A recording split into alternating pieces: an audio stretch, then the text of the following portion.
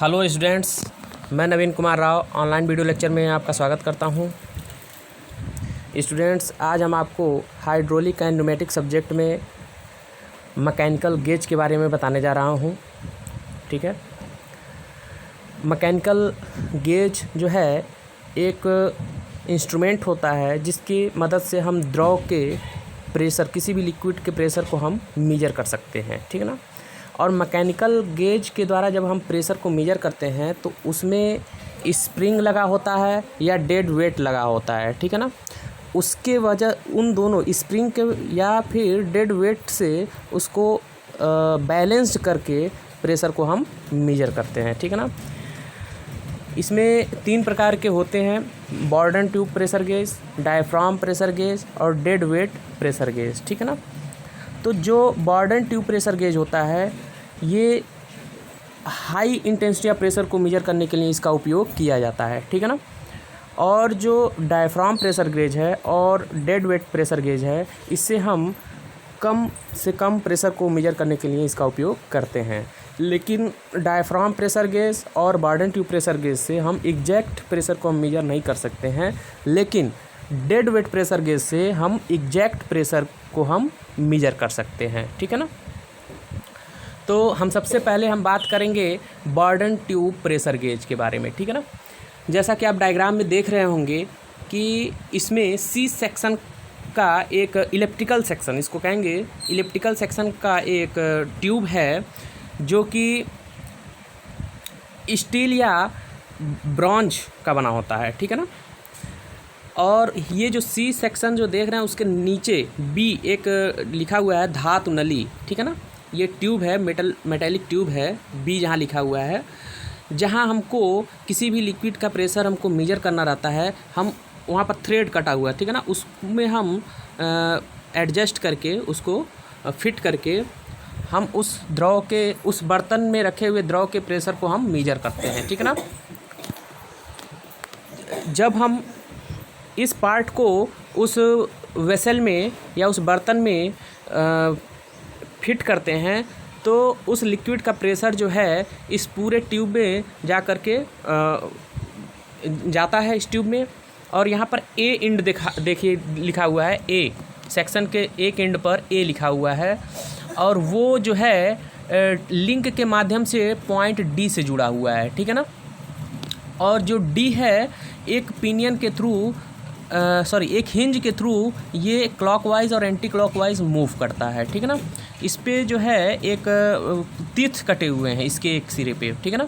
और इस तीथ को एक जो है एक सर्कुलर डिस्क के फॉर्म में है, उस पर भी तीथ कटा हुआ है। ठीक है। तो अब देखिए, जैसे ही इस इलिप्टिकल सेक्शन में लिक्विड का प्रेशर बढ़ेगा तो ये बाहर की तरफ फैलेगा, एक्सपैंड होगा। देखिए ए स्टार बना हुआ है, वो फैला हुआ है। जब इंटेंसिटी ऑफ प्रेशर इस ट्यूब में बढ़ा है तो वो पीछे की ओर, मतलब ये सर्कुलर होने की कोशिश किया है। ठीक है ना। इलिप्टिकल से वो सर्कुलर होने की कोशिश किया है, मतलब ऊपर की ओर चला गया है। ठीक है ना। जब ऊपर की ओर जाएगा तो ये लिंक जो है ए डी जो है पीछे की ओर खींचेगा। ठीक है ना। जब ये पीछे की ओर खींचेगा तो ये एंटी क्लॉकवाइज, ठीक है ना, ये एंटी क्लॉकवाइज घूमने लगेगा। ये हिंज के थ्रू ये एंटी क्लॉकवाइज के थ्रू घूमने लगेगा। ठीक है ना।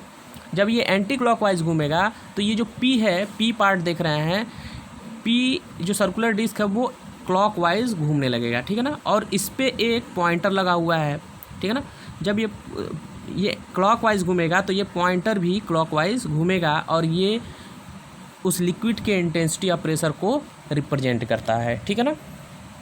ज़्यादातर इसका उपयोग जो है स्टीम बॉयलर में इंटेंसिटी ऑफ प्रेशर को मेजर करने के लिए किया जाता है। इससे हम वैक्यूम प्रेशर को भी मेजर कर सकते हैं। ठीक है ना। दूसरा है डायफ्राम प्रेशर गेज। ठीक है ना। डायफ्राम प्रेशर गेज फिगर में आप देख रहे हैं कि सेम ये भी बॉर्डन ट्यूब प्रेशर गेज की ही तरह है, लेकिन यहाँ पर बॉर्डन ट्यूब जो इलिप्टिकल सेक्शन जो बना था वो नहीं है इसमें। ठीक है ना। उसके जगह यहाँ पर एक डायफ्राम लगा हुआ है। ठीक है ना। उसको हम बोलते हैं कोरुगेटेड डायफ्राम, ठीक है ना, जो इलास्टिक नेचर का होता है, स्टील का बना होता है, इलास्टिक स्टील का बना होता है, ये इलास्टिक नेचर का होता है, ठीक है ना। अब देखिए जहाँ पर भी हमको प्रेशर को मेजर करना रहता है, इस बी पॉइंट को वहाँ पर फिट कर देते हैं। जब प्रेशर इंटेंसिटी ऑफ प्रेशर जब वहाँ उस पॉइंट से बी पॉइंट पर आता है तो ये डायफ्राम जो है इलास्टिक नेचर का होता है, ठीक है ना। तो इलास्टिक नेचर होने की वजह से वहाँ पर देखिए कुछ लिंक हैं, कुछ पाइवोट लगे हुए हैं, ठीक है ना। उसी के माध्यम से जो है जब ये एक्सपेंड होता है तो इसका जो लिंक है ये खींचता है, जब खींचता है तो ये एंटी क्लॉकवाइज रोटेट करेगा सेक्टर, ठीक है ना, और जो है पिनियन वो क्लॉकवाइज रोटेट करेगा, ठीक है। सेम जो है बर्डन ट्यूब प्रेशर गेज की ही तरह ये वर्क करता है, ठीक है ना। बस इसमें अंतर यही है कि इसमें डायफ्राम लगा हुआ है और उसमें जो है बर्डन ट्यूब लगा होता है, ठीक है ना। और ये जो डायफ्राम होता है ये एक्सपेंड होता है और कॉन्ट्रैक्ट भी होता है। जैसे मान लीजिए प्रेशर लगता है तो ये फैल जाता है, जब फैलेगा तो लिंक जो है खींचेगा, ठीक है ना। जब लिंक खींचेगा तो ये सेक्टर एंटी क्लॉकवाइज रोटेट करेगा, और जब एंटी क्लॉकवाइज सेक्टर रोटेट करेगा तो पिनियन क्लॉकवाइज रोटेट करेगा, और इसी पिनियन पे हमारा पॉइंटर लगा होता है और पॉइंटर भी रोटेट करने लगता है और उसका वैल्यू रिप्रेजेंट करने लगता है कि इंटेंसिटी ऑफ प्रेशर उस लिक्विड का कितना है, ठीक है ना। और जैसे ही ये कॉन्ट्रैक्ट होगा, डायफ्राम जो है कॉन्ट्रैक्ट होता है, सिकुड़ता है, तो ये फिर क्लॉकवाइज घूमने लगता है, सेक्टर जो है क्लॉकवाइज रोटेट करने लगेगा। जब सेक्टर क्लॉकवाइज रोटेट करेगा तो पिनियन एंटी क्लॉकवाइज रोटेट करने लगेगा, मतलब वो जो निडल है पुनः वो जीरो पे आ जाएगा, ठीक है ना। ज़्यादातर इसका उपयोग जो है जहाज़ों में भी किया जाता है, ठीक है ना। एंड्रॉयड बैरोमीटर जो है इसी सिद्धांत पे वर्क करता है, ठीक है। तीसरा है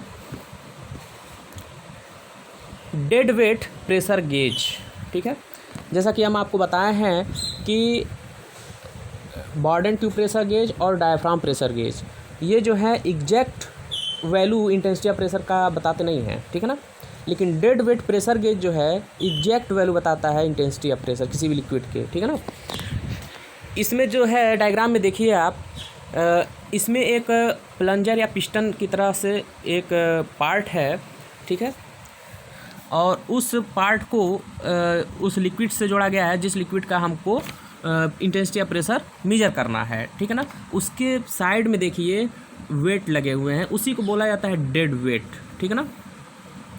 ये डेड वेट जो है हम अपने इच्छा अनुसार लगाते हैं कि जैसे मान लीजिए कि हमको बैलेंस करना रहता है कि जब इंटेंसिटी ऑफ प्रेशर लगेगा तो प्लंजर जो है ऊपर की ओर उठेगा, ठीक है। तो उसको बैलेंस करने के लिए हम एक्स्ट्रा जो है वेट को रखते हैं ताकि ये बैलेंस्ड हो जाए, और उसको बैलेंस करने के लिए ही उस वेट को रखा जाता है, ठीक है ना। और जो ऊपर डी देख रहे हैं वो व्यास होता है उस प्लंजर का या पिस्टन का, ठीक है ना। जैसे इंटेंसिटी ऑफ प्रेशर बढ़ेगा द्रव का तो जो पिस्टन या प्लंजर हो वो ऊपर की ओर मूव करेगा, ठीक है ना। जब घटता है तो वो प्लंजर नीचे की ओर आ जाता है। तो इसी मूवमेंट को बैलेंस करने के लिए हम डेड वेट का प्रयोग करते हैं, ठीक है ना।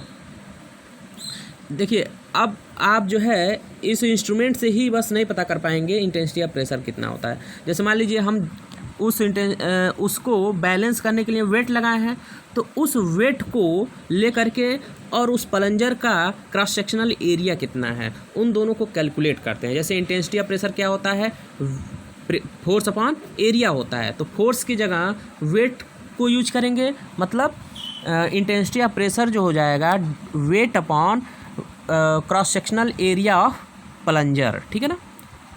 अब इसमें वैल्यू जो है वेट का पुट करेंगे और जो प्लंजर का डायमीटर है उसको पुट करेंगे, इंटेंसिटी ऑफ प्रेशर को हम कैलकुलेट कर लेते हैं, ठीक है ना। तो इसी वजह से कहा जाता है कि जो डेड वेट प्रेशर गेज होता है वो एग्जैक्ट वैल्यू देता है किसी भी लिक्विड के इंटेंसिटी ऑफ प्रेशर का, ठीक है ना। Thank you.